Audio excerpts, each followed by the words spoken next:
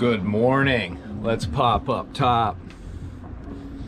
Whoa, something's missing. That would be the fact that we no longer have a mast. Ugh. It was a rainy day. It's about 6 in the morning up here in Maine. We got the mast off yesterday and it rained, but we were able to get a little bit of work done. So I'm gonna show you where it is and give you a little update.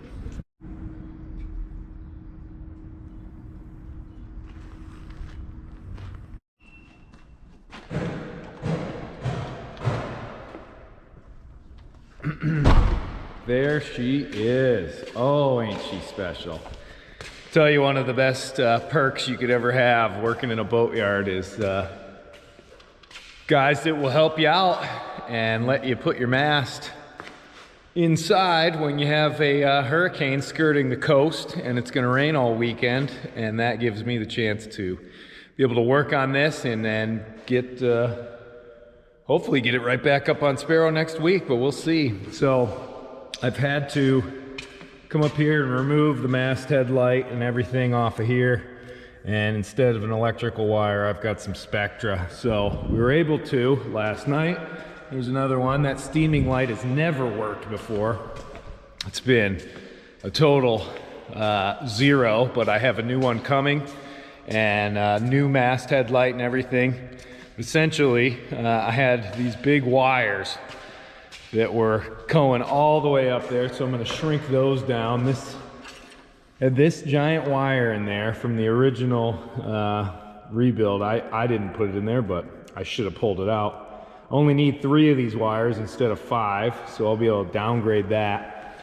I'm going to wrap it up in a little bit of the tubing, and you know, you put a bunch of little zip ties around it with the ends on it, and hopefully that sort of holds it in place a little better.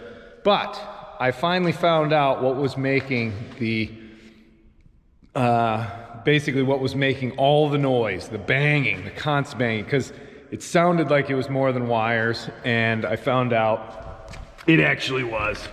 This is a piece of the original conduit, and when I was feeding these wires back in years ago, I couldn't actually get one of them all the way in, and I sort of gave up and left that set of wires exposed while what was going on was way up here. That little piece of conduit was still hanging on, and as soon as I went out to sea, it ended up popping off and slamming around in the aluminum mast, making a racket. But we're gonna get that all sorted out this weekend. This is the plate for the lowers. There's 4 of those, and they're over here on the ground because I'm gonna remake those. Those are the only originals.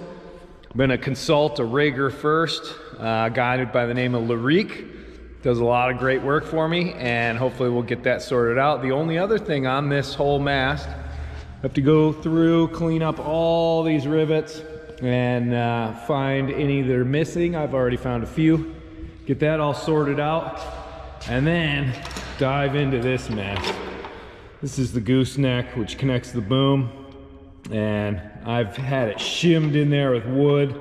I really want to fix it right into that spot, and so I'm going to do that. The other thing is to try and complete this track right here, because essentially when I reef, I pull this out, done and done. It's simple, it never fails, and the only problem is all the slides come out. And what I'd like to do is possibly have the track extend so that I can slide them all in there, and then when I reef, I just slide them down the track.